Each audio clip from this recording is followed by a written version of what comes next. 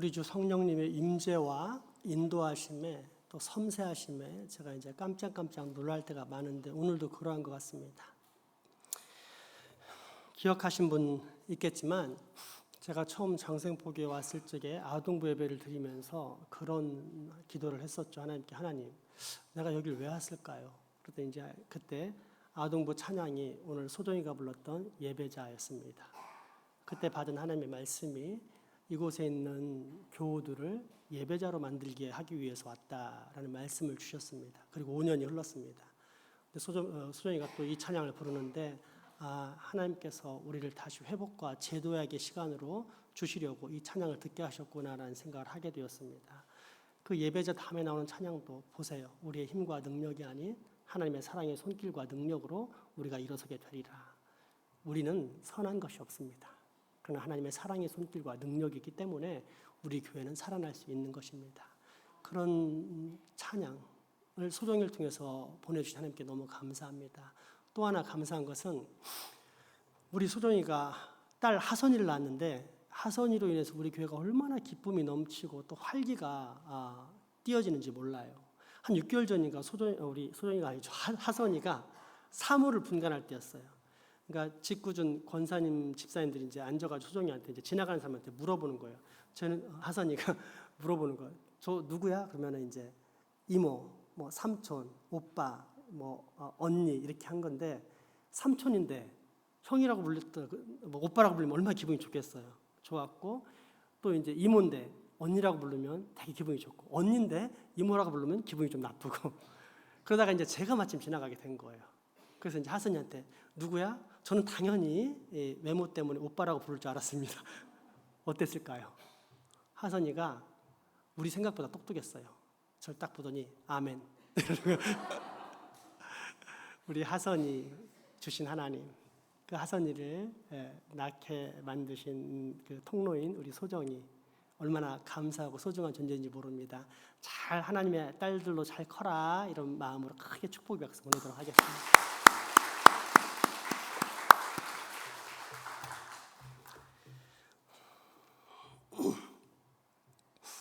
선지자의 직분을 감당하시고 대제사장의 직분을 감당하신 예수님께서는 왕으로서의 직분도 감당하셨습니다.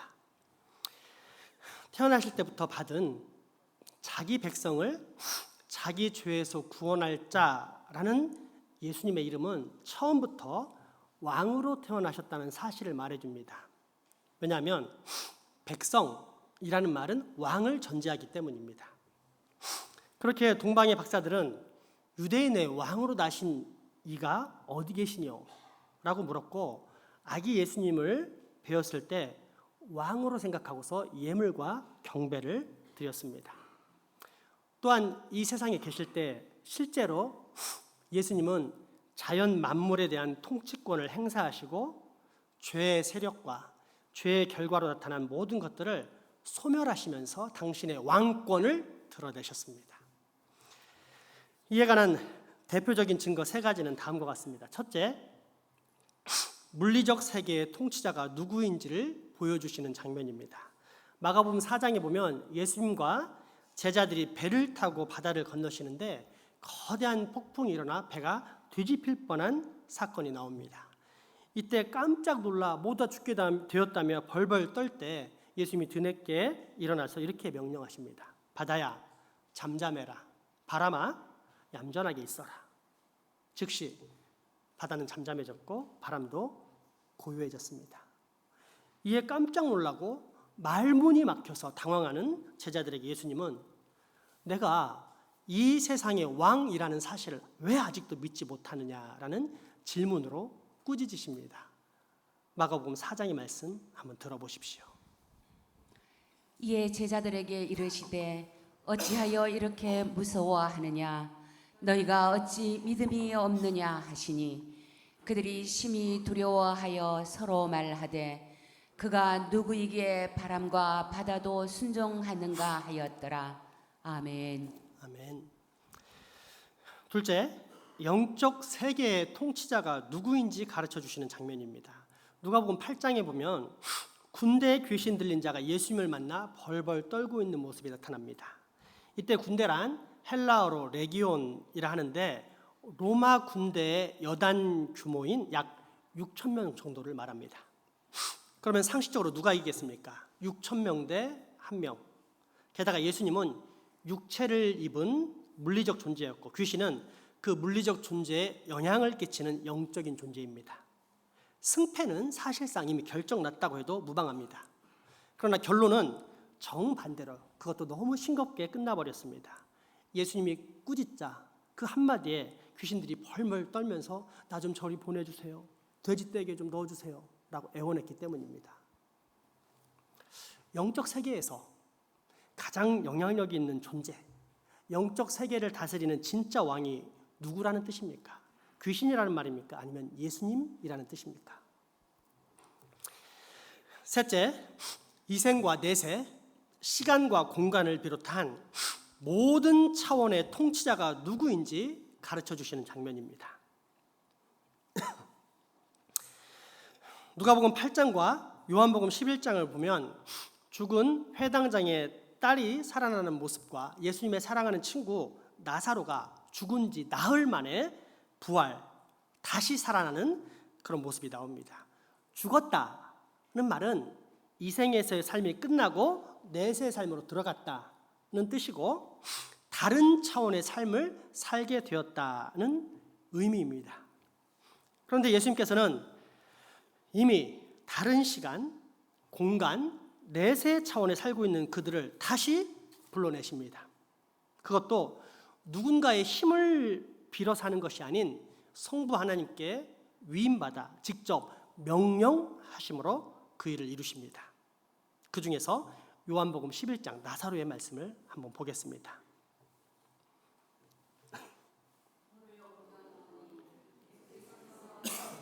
우러러 보고 이르시되 아버지여 내 말을 들으신 것을 감사하나이다. 항상 내 말을 들으시는 줄을 내가 알았나이다. 그러나 이 말씀 하옵는 것은 둘러선 무리를 위함이니 곧 아버지께서 나를 보내신 것을 그들로 믿게 하려 함이니이다. 이 말씀을 하시고 큰 소리로 나사로야 나오라 부르시니 죽은 자가 수족을 배로 동인 채로 나오는데 그 얼굴은 수건에 사였더라. 예수께서 이르시되 풀어놓아 다니게 하라 하시니라. 아멘.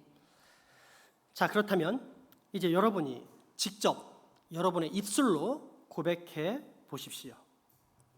이생과 내세뿐 아니라 창조된 모든 차원을 통치하시는 진짜 왕이 누구이십니까? 그렇습니다. 예수 그리스도이십니다.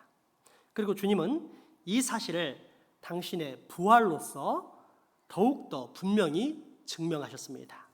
죽기 전에 이미 당신의 부활을 예고하신 예수님은 실제로 죽음을 뚫고서 사흘 만에 다시 살아나셨습니다. 그러므로 당신이 온 천하 만물뿐 아니라 삶과 죽음도 관장하시는 영원한 왕이시라는 사실을 명확하게 선포하셨습니다. 한마디로 예수 그리스도는 온 세상 모든 차원을 통치하시는 만왕의 왕이시라는 뜻입니다.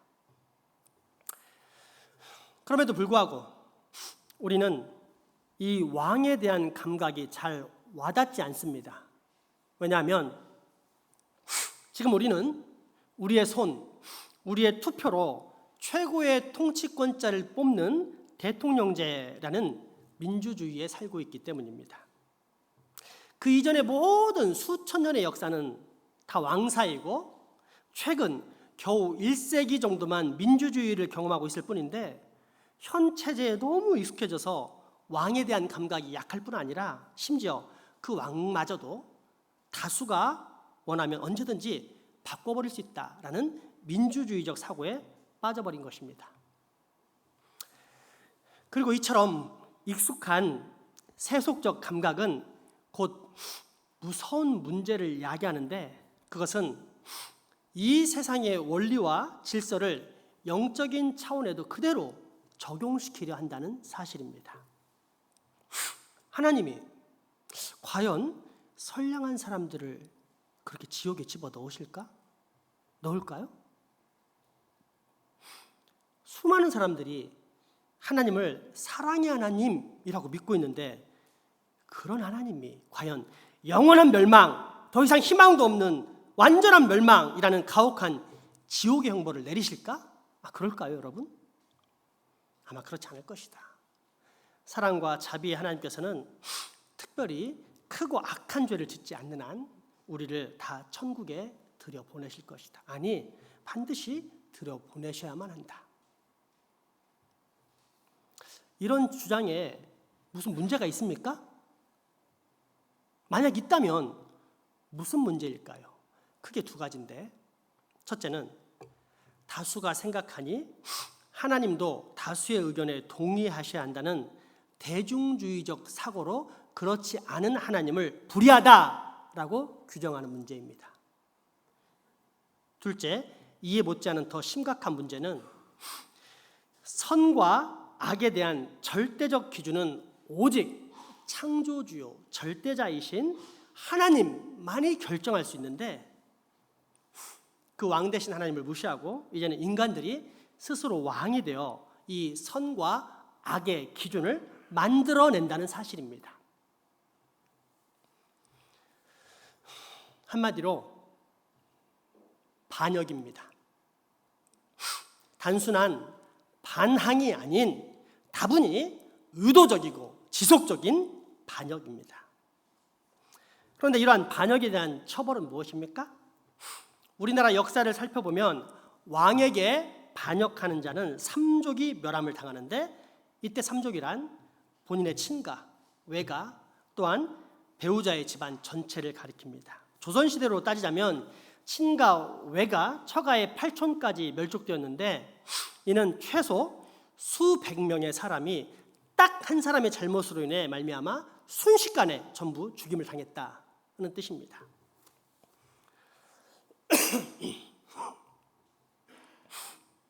생각해 보십시오. 인간 왕에게 반역해도 이 정도인데 만왕의 왕이신 하나님께 반역하면 그 결과가 어떻게 될지는 너무도 자명하지 않습니까? 정리하자면 불순종한 아담의 후손으로 태어나 죄악에 빠진 인생들이 똑똑한 척, 잘난 척, 자신의 생각과 뜻을 따라 자신의 인생을 마음껏 누리는 왕처럼 살고 있다라고 생각하지만 그 영혼의 실제 모습은 지금 하나님을 거부하고 떠나 죄와 사탄의 지배에 놓여 살기를 즐거워하면서 하나님께 대드는 반역자요. 이러한 반역자들은 결국 영원한 멸망이라는 지옥 형벌을 받을 수밖에 없는 아주 불쌍한 존재라는 뜻입니다. 그렇게 자비의 하나님, 사랑의 하나님께서는 이처럼 불쌍한 인생들을 구하시기 위해 진짜 왕, 그것도 만왕의 왕을 영원한 구원의 깃발로 세우시겠다고 선언하시는데 그 말씀이 오늘 본문 시편 2편의 1절에서 6절까지의 말씀입니다. 함께 읽겠습니다. 어찌하여 이방 나라들이 분노하며 민족들이 헛된 일을 꿈꾸는가? 세상의 군왕들이 나서며 관원들이 서로 꾀하여 여호와와 그의 기름 부음 받은 자를 대적하며 우리가 그들의 맨 것을 끊고 그의 결박을 벗어 버리자 하는도다. 하늘에 계신 이가 웃으시며 주께서 그들을 비웃으시리로다. 그때의 분을 바라며 진노하사 그들을 놀라게 하여 이르시기를 내가 나의 왕을 내 거룩한 산 시온에 세웠다 하시리로다. 아멘. 2절을 보십시오. 2절에 따르면 이 왕은 아주 구체적으로 여호와의 기름 부음 받은 자라고 기록된 것을 볼 수 있는데 이를 통해 우리는 이 왕이 그리스도임을 정확히 알 수 있습니다. 또한 시편 전체의 맥락에서 보면 시편은 복 있는 자인 의인이 수많은 사악한 자들의 간계로 인해 고통받고 있는 모습을 그리고 있습니다. 그러므로 이 관점을 가지고 시편 2편을 바라본다면 하나님께 대항하는 수많은 사악한 자들이란 결국 하나님을 경외하는 시편 저자인 의인을 괴롭히는 사람을 말합니다. 그런데 하나님은 이 시편에서 한 왕에 대한 말씀을 하시면서 그는 다름 아닌 하나님의 아들로서 악한 자를 밟으시고 철장으로 그들을 깨뜨리실 의로운 왕이요, 또한 악인으로 인해 고통받는 자기 백성을 다스리고 보호하시는, 구원하시는 분이라고 가르쳐 주십니다. 즉시 이 편은 장차 자신의 백성들을 다스리고 보호하시며 그 백성들에게 완전한 승리를 가져다 주실 만왕의 왕 예수 그리스도에 관한 메시아 예언시인 것입니다. 진짜 그럴까요? 다시 한번 하나님의 말씀을 확인해 봅니다. 오늘 본문 말씀입니다. 네가 철장으로 그들을 깨트리며 질그릇같이 부수리라 하시도다. 그런즉 군왕들아 너희는 지혜를 얻으며 세상의 재판관들아 너희는 교훈을 받을지어다. 여호와를 경외함으로 섬기고 떨며 즐거워할지어다. 그의 아들에게 입맞추라. 그렇지 아니하면 진노하심으로 너희가 길에서 망하리니 그의 진노가 급하심이라. 여호와께 피하는 모든 사람은 다 복이 있도다. 아멘. 그러므로 우리는 이제 크게 기뻐할 수 있습니다. 왜냐하면 첫째, 십자가와 부활을 통해 이 세상을 지배하고 있던 죄와 사망을 깨트리시고 승리하신 예수 그리스도가 우리 왕이라는 사실을 확인할 수 있기 때문입니다. 또한 둘째, 이 만왕의 왕께서 다스리는 천국, 하나님의 나라는 이 세상에 속한 것이 아니요 저 하늘에 속한 것인데, 그 천국이 이 땅에 펼쳐진 가시적인 나라가 교회라는 사실을 분명히 깨닫게 되기 때문입니다. 그러니 이 교회 안에 거하는 우리, 만왕의 왕 대신 예수 그리스도 안에 거하는 우리는 얼마나 행복하고 든든한 천국 백성입니까? 그렇게 천국 백성이자 하나님의 성전인 우리는 늘 기뻐하고 감사하며 또한 더욱 크게 기뻐하고 범사에 감사할 수 있는 것입니다. 그런데 여기서 우리는 한 가지 사실을 명확히 알아야만 합니다. 그것은 우리 왕이신 예수님께서 당신의 백성들인 우리를 무엇을 가지고 다스리실까 하는 문제입니다. 이 문제가 중요한 이유는 이 질문을 달리 표현하면 이런 말이 되기 때문입니다. 우리가 만왕의 왕이신 예수님의 백성이라는 사실을 무엇으로 확인할 수 있지? 무엇일까요? 말씀과 성령입니다. 여기서 말씀이란 물론 계시된 하나님의 말씀인 성경을 뜻합니다. 그러니까 성경 말씀을 날마다 읽고 묵상할 뿐 아니라 있는 그대로 순종하는 백성, 즉 언행일치가 되는 사람은 하나님 나라의 백성이요, 그렇지 않으면 아무리 교회 열심히 다녀도 천국 백성이 아니라는 뜻입니다. 두렵지만 이 말을 조금 더 정확하게 표현하자면 이렇습니다.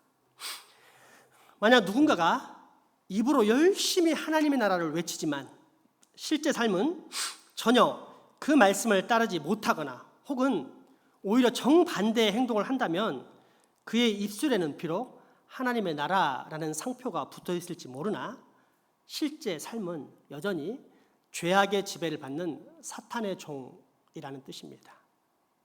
그러니 만약 우리가 정상적인 그리스도인이라면 성경 말씀과 반대되는 행동을 과연 쉽게 행할 수 있을까요? 우리가 천국 백성이라는 두 번째 표지는 성령님의 임재와 충만입니다. 많은 사람들이 성령님의 임재나 충만에 대해 감정적인 느낌 혹은 신비스러운 경험을 율법으로 치부합니다. 그런데 이것은 상당히 위험한 생각입니다. 물론 성령 충만하면 감정의 요동과 신비로운 경험이 발생하기도 하지만 이것이 전부는 아닙니다. 아니, 오히려 사탄은 그 틈을 타 성령 충만을 빙자한 감정주의나 신비주의로 몰아갈 수 있습니다. 이단이 되는 것입니다. 그렇다면 진정한 성령님의 임재와 충만, 그래서 내가 분명히 예수님의 안에 거한다는 사실, 구원의 확신 가운데 살고 있다는 사실을 어떻게 확인할 수 있습니까? 이 분야의 전문가는 사도 요한인데, 사도 요한은 이러한 주관적인 확신에 대해 크게 세 가지의 점검 사항을 말하고 있습니다. 그러니까 이 세 가지가 내 안에 있다면 나는 구원의 확신이 있는 사람, 즉 하나님의 나라의 백성이라고 확신해도 된다는 뜻입니다. 그 세 가지가 무엇일까요? 다음과 같습니다. 첫째, 믿음이 있는가? 둘째, 형제를 사랑하는가? 그리고 셋째, 계명을 순종하는가? 첫째, 믿음이란 하나님의 아들 예수 그리스도께서 나의 구주, 잘 기억하십시오.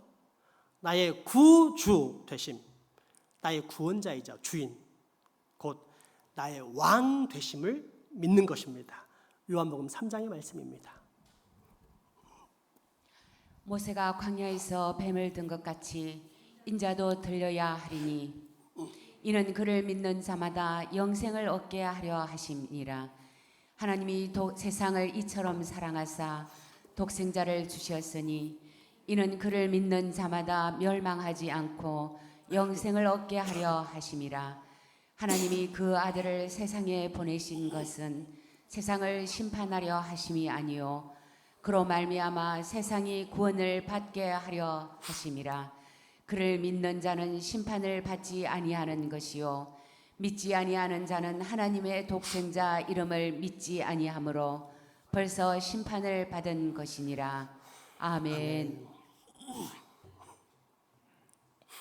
여러분, 예수님을 알기만 하면 구원을 못 받습니다.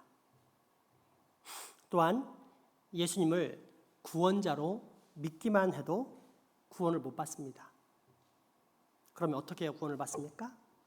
예수님이 나의 구원자일 뿐 아니라 주인이라고 고백하며 사는 믿음, 즉 내 인생의 실제 주인은 내가 아니라 예수님이요, 내 인생의 왕은 내가 아니라 예수님이다라는 사실을 실제로 믿는 사람, 그래서 변한 사람만이 구원을 받습니다.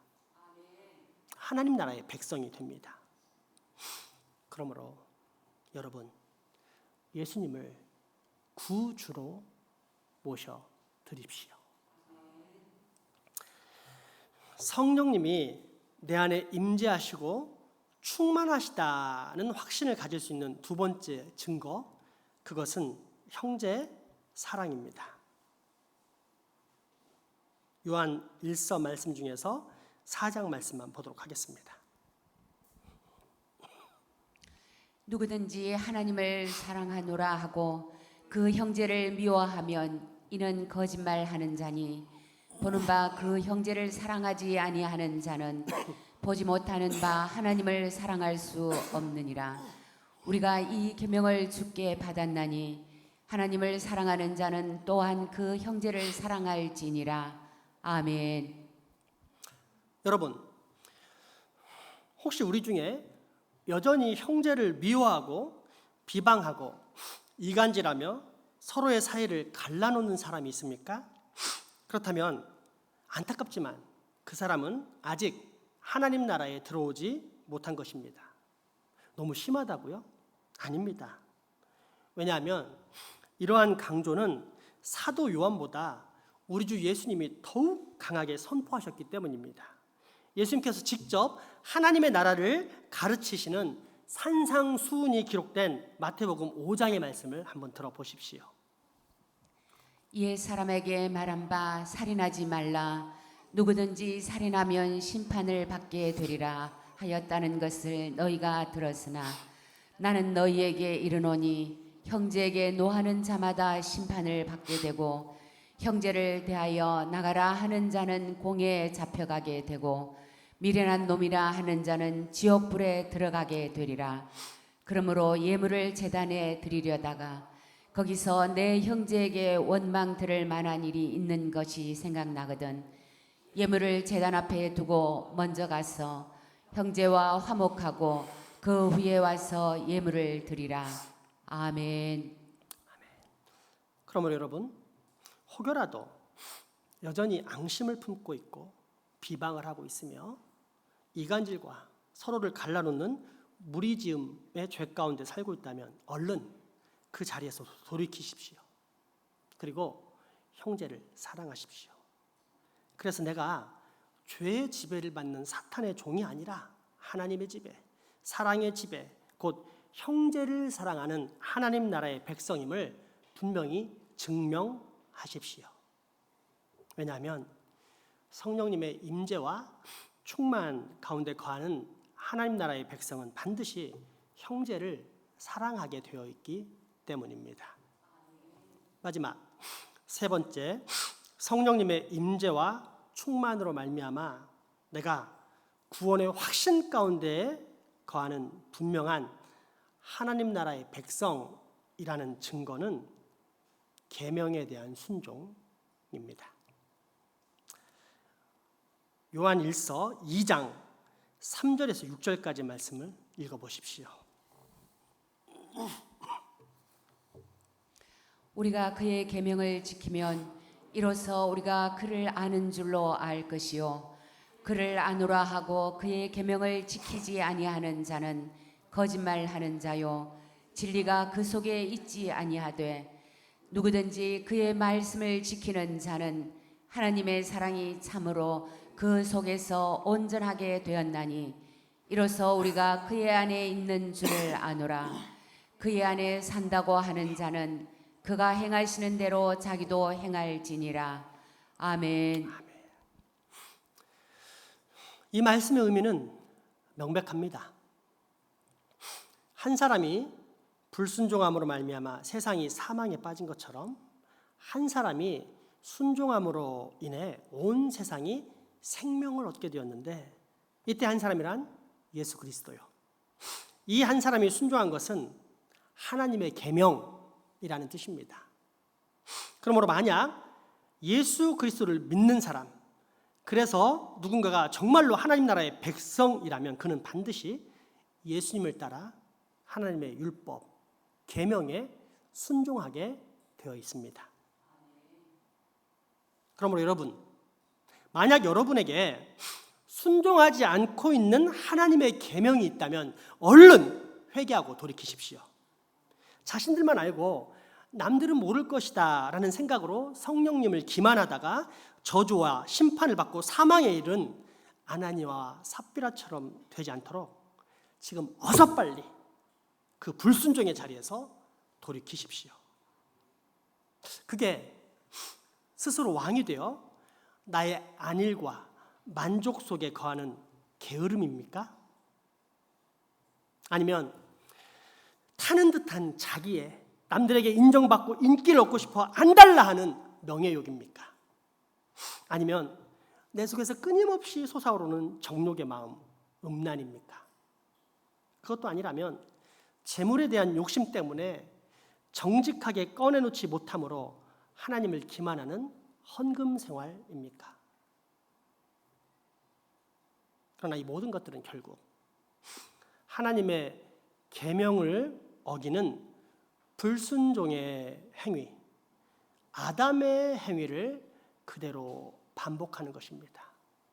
내 아버지가 예수님이 아니라, 내 주인이 예수님이 아니라 아담이라고 스스로 고백하는 것입니다. 그러므로 여러분, 얼른 이 모든 강팍한 행위를 버리고 하나님께로 돌아오십시오. 다시금 그 모든 하나님의 계명에 순종하십시오. 아니, 실제로 만약 누군가가 정말로 하나님의 백성이라면 이러한 책망과 회개의 권고가 들어올 때 그는 순종합니다. 하나님의 계명이 들려올 때 그 계명을 기쁨으로 받아들이고 과거의 죄악된 생활에서 돌이킵니다. 왜요?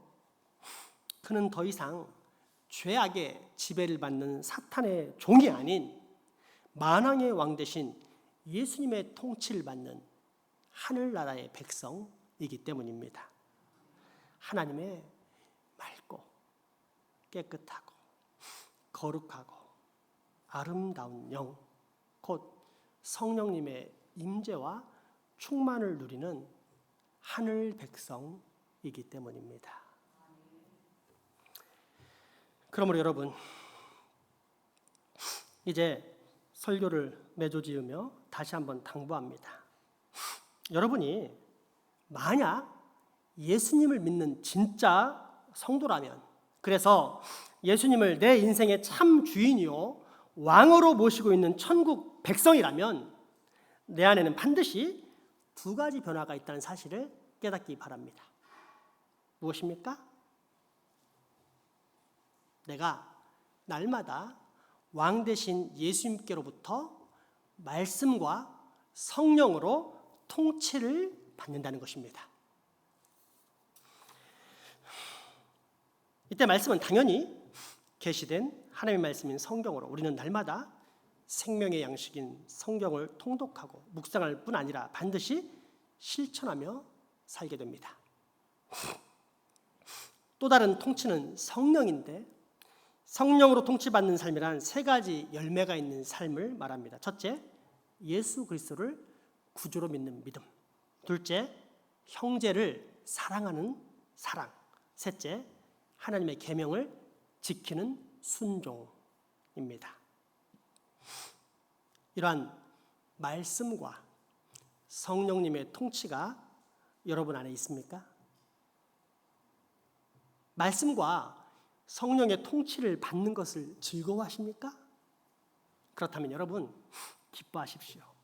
여러분은 만왕의 왕 되신 예수님의 다스림과 보호, 곧 예수님의 통치를 받는 분명한 하나님 나라의 백성이기 때문입니다. 하이델베르크 제31문답이 바로 이 사실을 우리에게 정확하게 가르쳐주고 있습니다.